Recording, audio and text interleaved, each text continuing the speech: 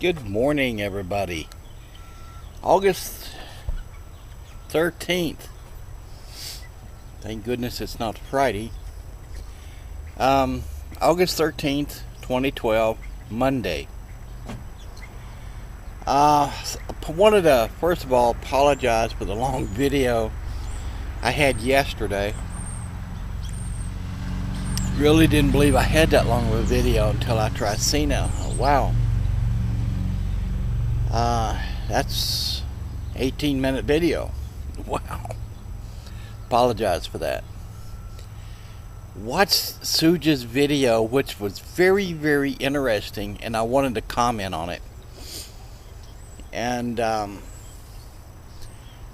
glad, Sue, that you picked up the good book and looked at it and read the scriptures on the matter that we were talking about. And also want you to reference wormwood. That's in the book of Revelation. The dwarf star that they talk about with Nibiru has a dwarf star with it, which is almost a dead star. And that's the one they talk about in the Bible. Anyway, you were talking about, and this is the subject that I want to talk about today. People. What would people do if they knew devastation was coming? In other words, the planet flips, or major earthquakes, major tsunamis, things of that nature. The Bible says is that one day a barrel of flour would be worth more than gold. It says that. What does that mean? That means that there's going to be a lot of hungry people. Just think of what you can make out of just flour. What can you eat if you just had flour? You can make a cake that you can eat, and that's what's going to happen. Can you imagine the devastation? Let's say the San Andreas Fault. Now, I apologize to everyone. I don't know whether Canada has any fault lines. I'm not familiar with Canada at all. So first of all, let me apologize. But in the U.S., I can tell you exactly where they're at. The major one that we have is the San Andreas Fault. Literally, and I've been there when I went on my trip to Palm Springs, because it's a little ways from Palm Springs. You can actually, I've stood on the San Andreas Fault. In other words, you can walk on the west side of the San Andreas Fault, and you're physically moving, going northbound. You step 100 feet, walk across the San Andreas Fault, you're moving south. Yes, it's going to take years and years and years and years and years, but the city of Los Angeles, part of it, will be, well, the whole city of Los Angeles will be where San Francisco is in about 300 years. That's how fast it's moving. It's moving 2 inches a year. But what would happen? Everyone's heard of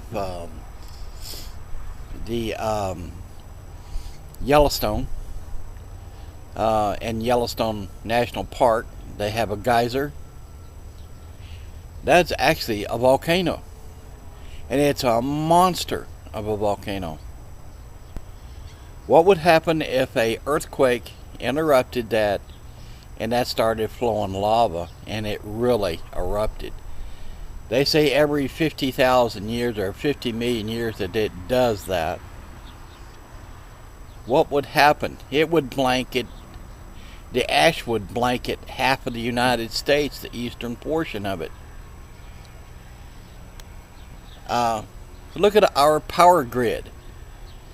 Our power grid sucks. It's one of the worst power grids in the world. They don't want to fix it. The only thing that the government did was try, they haven't proven it, is tried to fix it so that the hackers can't get into it and shut down the power grid. Can you imagine anyone living without electricity for even, let's say, a week?